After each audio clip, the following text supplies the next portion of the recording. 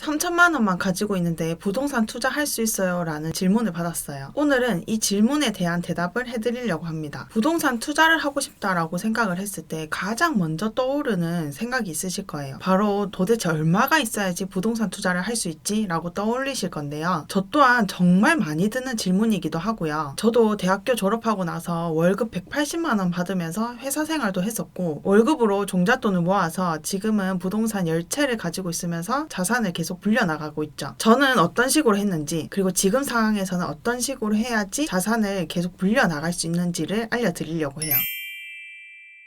여러분들은 30살쯤 됐을 때는 돈이 얼마쯤 모여져 있어야지 정상이라고 생각하시나요? 20대에는 부동산 투자에 대해서 관심을 가지시는 분들은 극히 드물고요. 30대가 돼야지 슬슬 관심을 가지시더라고요. 딱 30살이 됐을 때를 볼게요. 부모님한테 물려받은 재산도 없고 앞으로 물려받을 재산도 없다라고 보면 그럼 얼마의 돈을 모았어야지 정상일까요? 3천만 원, 5천만 원, 1억? 만약 학자금 대출이 있었다 하면 모은 돈은 없고 오히려 마이너스가 되어 있을 수도 있습니다. 30살이면 사회초년생이라고 말하기도 좀 애매하죠. 여자면은 23살에 대학교 졸업을 하고 25살부터 취직을 해서 돈을 벌었다고 해도 30살이면 5년 동안 일을 한 거고요. 취업이 늦게 돼서 28부터 일을 했다 하면 한 2, 3년 정도 일을 한 게 된 거죠. 남자면 군대도 갔다 와야 되니까 한 25, 26살에 대학교 졸업을 했다 하면 27, 28부터 일을 했으면 한 2, 3년 정도 일을 한 게 될 겁니다. 저는 중학교 때까지만 해도 30살 되면은 이미 완성형이 되어 있을 줄 알았었어요. 커리어도 어느 정도 쌓였을 거고 이미 가정을 꾸리고 아이도 낳았을 거라고 생각을 했었죠. 그런데 저희 부모님 세대만 생각을 해도 30살이면 취직도 다 됐을 거고 커리어도 어느 정도 쌓였을 거고 아이도 다 가졌을 거고 그랬을 건데 지금 제 주위만 보더라도 제 또래 친구들이 결혼한 친구들도 극히 드물기도 하고 아이를 낳은 친구는 아예 없습니다. 지금 중소기업에 들어간 30살의 현실적인 상황을 보면요. 연봉이 한 2천 후반부터 시작해서 한 3천 정도? 3,100, 200 정도 될 거란 말이죠. 1년에 1,000만 원씩만 모았으면 3년 동안 일했으면 한 3천만 원 정도 모였을 거란 말이죠. 그럼 이 3천만 원 가지고 부동산 투자를 시작할 수 있을까요? 저는 또래에 비해서 부동산 투자를 좀 일찍 시작한 편이고 뭐 대기업 다닌 것도 아니었죠. 그래서 모아놓은 돈이 얼마 없었어요. 거기에 강의비도 만만치 않게 썼었죠. 솔직히 돈이 얼마가 있어야지 부동산 투자를 할 수 있는지에 대해서 잘 모르시겠다면 일단 돈을 모으는 게 맞습니다. 일단 모으고 보는 거죠. 이 3천만 원을 모았다면 이 3천만 원 가지고 무슨 투자를 할 수 있는지를 알아봐야 되는데요. 어떻게 3천만 원 가지고 부동산 투자를 시작하냐 말도 안 된다라고 생각하시는 분들도 분명히 계실 거예요. 이런 분들은 부동산 투자를 깊이 있게 해보지 않았기 때문에 안 보이는 거예요. 그냥 내가 지금 살고 있는 집이 몇 억 하니까 이 몇 억이 있어야지 부동산 투자를 시작할 수 있다라고 생각을 하시는 거죠. 부동산 소액 투자라고 검색을 해서 강의를 들어볼 생각은 안 하고 그냥 내 혼자 짐작으로 당연히 안 되겠지라고 생각을 하시는 거예요. 그런데 부동산 소액 투자라고 검색을 해서 강의를 들었는데 막상 들어보니까 내가 원하는 그런 투자 방법이 아닐 수가 있어요. 내 스타일과 맞지 않은 그런 투자 스타일을 알려주는 거죠. 강의에서 이러이러한 방법으로 투자를 하면 된다라고 말을 해주지만 본인 투자 스타일이랑 전혀 다르다라고 생각이 들던지 내가 원하는 투자는 이런 게 아닌데 라고 생각이 드실 수도 있어요. 이런 생각이 들어서 투자를 못하겠다라고 생각이 드신다면 어쩔 수 없어요. 돈을 더 모아야 됩니다. 강의를 들었으면 기초적인 지식은 좀 쌓였을 거란 말이죠. 그럼 거기서 끝내지 마시고 사고를 좀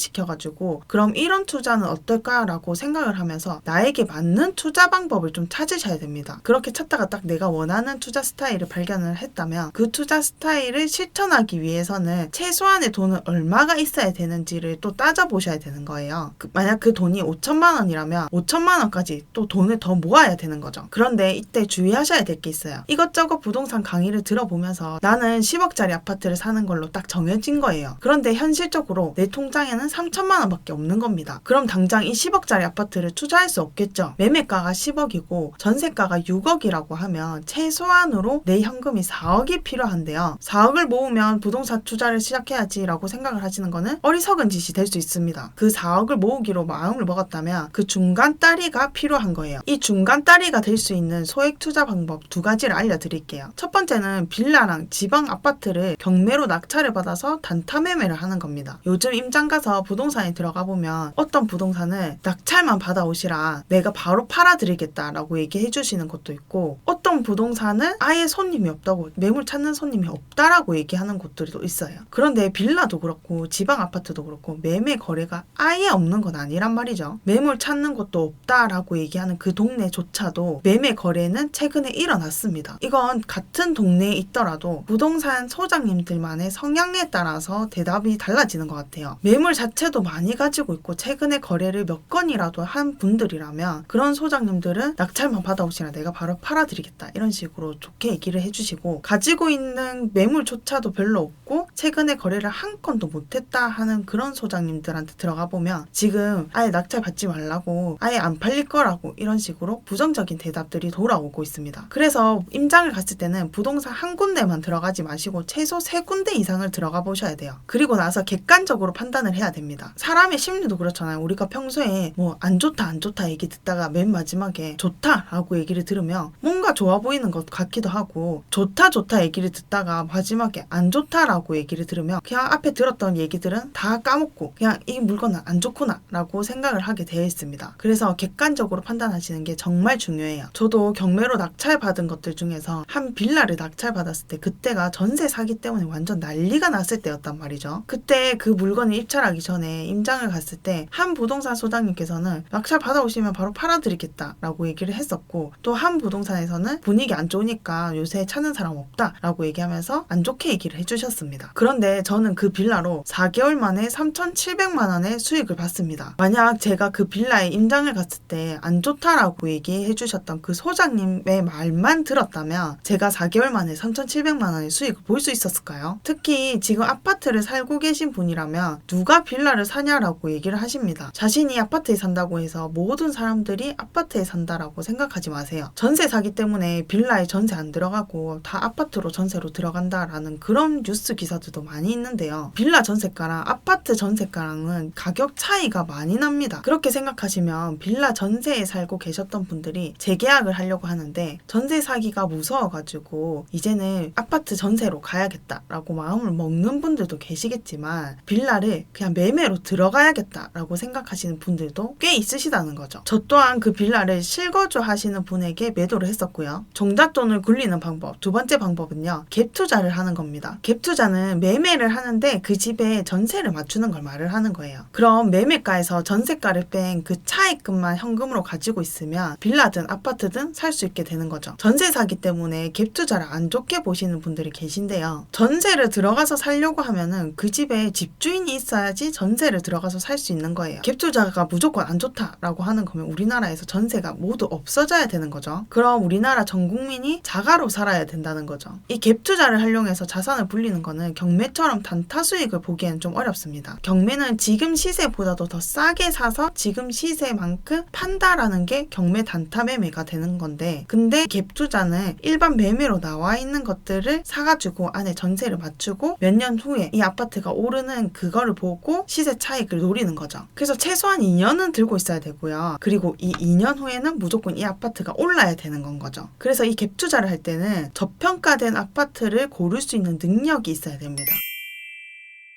3천만 원을 가지고 있는데 매매가에서 대출금을 뺀 금액이 3천만 원이거나 아니면 매매가에서 전세가를 뺀 금액이 3천만 원인 물건을 보는 거는 위험할 수 있어요. 부동산을 살 때는 세금도 내야 되고요. 등기 이전을 하기 위해서는 법무사비도 내야 되고, 인테리어를 간단하게라도 할 것 같으면 인테리어비도 들어갈 거고, 그리고 중개수수료비 같이 이런 각종 부대 비용들이 추가로 더 들어가게 되어 있어요. 그래서 갭이 3천만 원인 아파트를 살 거다 하면은 현금으로는 4천만 원을 가지고 있어야지 안전합니다. 지금 내 통장에 얼마가 있는지를 확인해 보세요. 그리고 내가 지금 투자할 수 있는 게 뭔지를 확인해 보는 거죠. 아무리 공부하고 찾아봐도 투자할 게 없다라고 하면 돈을 더 모아야 되는 겁니다. 대신 이때 정말 제대로 공부를 하셔야 되고 정말 열심히 물건을 찾아보셔야 돼요. 누군가는 얼마 안 되는 돈으로 투자 수익을 보고 있습니다. 대신 그분들도 처음 시작을 할 때는 열심히, 누구보다도 열심히 공부를 했을 거고 누구보다도 열심히 매물을 찾아보셨을 거예요. 여러분들도 충분히 하실 수 있습니다. 누군가가 그 작은 소액으로 투자를 해서 성공을 했다면 여러분들도 충분히 하실 수 있습니다. 오늘 영상도 도움되셨다면 구독과 좋아요 꼭 부탁드립니다.